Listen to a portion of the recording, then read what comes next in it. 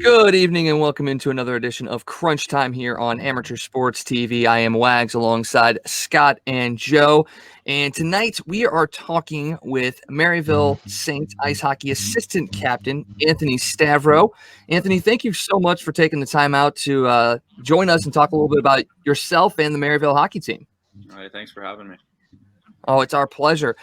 Let's just get started right away and talk a little bit about your career growing up. You from Canada, so hockey is definitely in your blood. But talk a little bit about how you got into the sport and really how you got from where you were born to Maryville itself, because it's a little bit of a of a travel from Ontario to St. Louis. Definitely. So I started playing hockey when I was around 5. Throughout, played AAA, and then played for the minor midget Markham Waxers. I was the captain of that team. And then I made junior A straight out of as a 16-year-old, played in Pickering, and then got traded to Stouffville when I was 18, I believe. And then, John Hogan, head coach, and runs a program here. He gave me an email, and from there, it was great. I came down to visit, loved the campus, and I really loved his vision for the program. How does youth hockey work in Canada? So it's by age group. So we got like 2000s, 99s, and then 98s. Like everyone's kind of separated there, and it goes from AAA, AA, single A. Yeah, it's different down here. It's age groups are kind of where it's at. But you talk about midgets, and then you talk about all the other leagues that go on up there. Is it that competitive because so many people play hockey up there? Oh, absolutely, yeah. So I grew up in the GTHL, which is a great league, and it produces a lot of high talented players. Akil Thomas, I was lucky enough to play with Liam Booty, who's playing in Columbus right now, and Ryan Merkley, who was a first overall pick. There was a bunch of guys. Wow, yeah, that's pretty good name drops right there for sure. Obviously, going to school for an education, but you're also playing hockey. Are your aspirations to try and get into the draft and make a team soon? I mean, not particularly. If I end up playing hockey after school, that's a blessing. But I kind of just take it day by day here, trying to get my degree and have a lot of fun while doing it. Well, that's all you can really ask for, and it seems like you guys have a great team down there at Maryville. It's still a young program. Obviously, Coach Hogan is a guy that went to a young program in Arizona as well. What's it been like, learning under him as you guys have kind of started to build the program at Maryville? It's been really good. He's really knowledgeable. He's a very good speaker. We got a couple core guys that really stepped up ever since the start of the program, and we have a lot of good leaders. So it's really a team effort in every aspect. So yeah. So what are the goals for yourself and the team as you head into this new season? Well, our goal is to win the MCH tournament, which will hopefully put us in nationals. My personal goal, just be there for everyone and play my role as an assistant captain and hopefully score some goals. And what does that role look like for you? I mean, we know what a captain and an assistant do, but kind of break down what the day-to-day basis looks like for you as an assistant. Day-to-day basis, it's more setting an example for me. I'm not a very loud voice. I go out there and I work hard every practice. I make sure that I'm one of the hardest working guys on the ice. I'm making passes correctly. I'm showing up at the rink at the right time, and I'm also one of the last guys to get off the ice as well.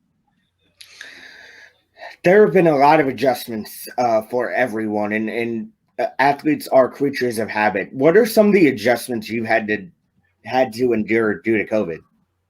One adjustment is that we can't get dressed as a team. So we're all kind of separated in our little bubbles and in these dressing rooms, and that's kind of difficult to create good relationships. With the guy you're going to be doing a stall in your dressing room. So that's one.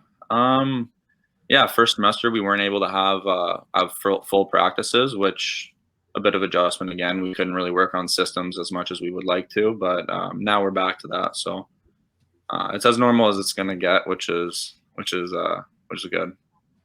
And we talked to Jake Neighbors, the Blues first round draft pick earlier this year, and we talked a little bit about some of the adjustments that are being made in Ontario, I believe, with the no checking rule that they are going to implement for the youth group up there. We asked him a little bit about, is that going to be detrimental to the development of young hockey players for someone like yourself that's still kind of close to that portion of it versus being an amateur or being an older player? Do you see any things like that being a detriment to a young player trying to grow up? Yeah, I think it really it changes the game. And you look at a game of shinny. There's no hitting, and some guys that you wouldn't think are going to be great out there are really unbelievable because you can't hit them. So I think it changes a lot, and yeah, just overall the development is definitely stunted, and these kids at the end of the day, however long this goes on for, aren't gonna be ready for contact after it. So. I think we still got Scott, so hang on just a second. Maybe. All right.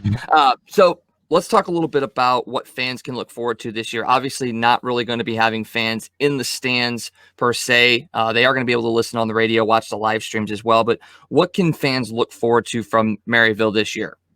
Very fast team. Team that likes to move the puck quick and get up north fast. We got a lot of speedy guys. Damien, for example, is a very fast guy. Also Jared Vigors and a lot of crafty guys as well. TJ Prexler, Jaden Bexty is a really good player. So yeah, it should be a very fast-paced and skilled team.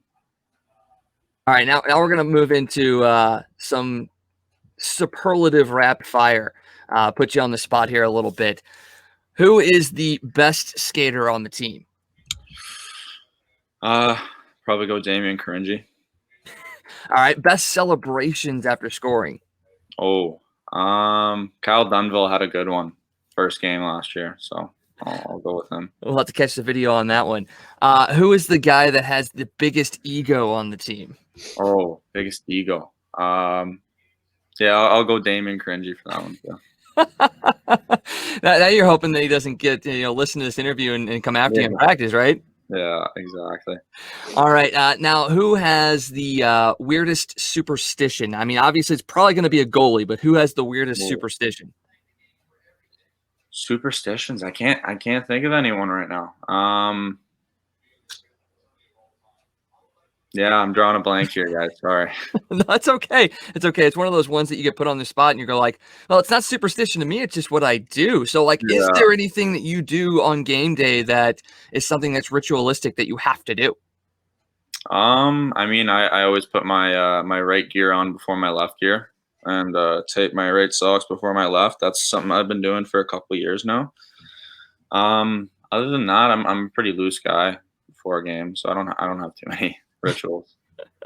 All right, now let's talk about the goaltending. Obviously, we know goaltenders are interesting guys. My brother is actually a goalie as well, so I kind of know how that is. Right. Let's talk a little bit about your goaltending duo and what you can expect from them this year.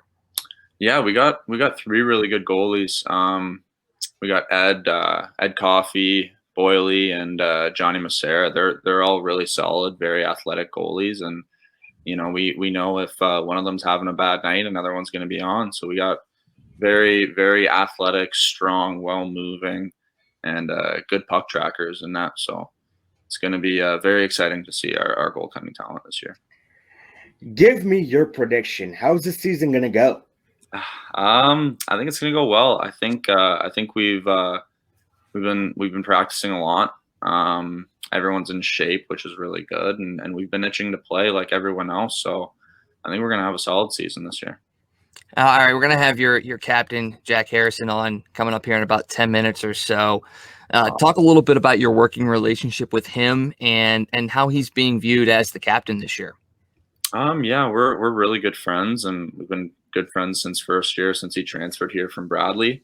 Yeah, everyone kind of looks up to him. He's an easy guy to talk to.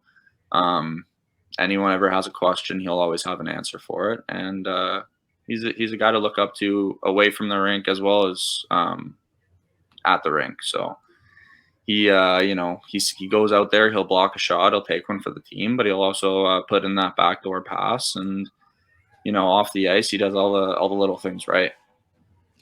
And really, the final thing that we have for you before we let you get out of here, what is your favorite thing about St. Louis so far that in the time that you've been down here? St. Louis. I mean, overall, the food, man. The food's really good. I like the wings here. I like Cyberg's a lot. It's an awesome place. Yeah, you guys got a lot of good little food places, so I really enjoy that. All right, so Toasted Ravs, have you had them, Yeah, and what's your rating on them? Oh, 9 out of 10. They're unreal. I had too many of them at the start. First year, they caught up to me, so I don't have them too much now, but they're really good. That they are. Yeah, we've been very, very lucky with the food that we have down here. So, well, Anthony, thank you so much for joining us. Best of luck on the season. Hopefully we can have you back on during the season to talk about the progress and hopefully talking about fans being back in the stands a little bit later this year. Awesome. Thank you, guys. Our pleasure, man. Have a good night. All right, you guys will.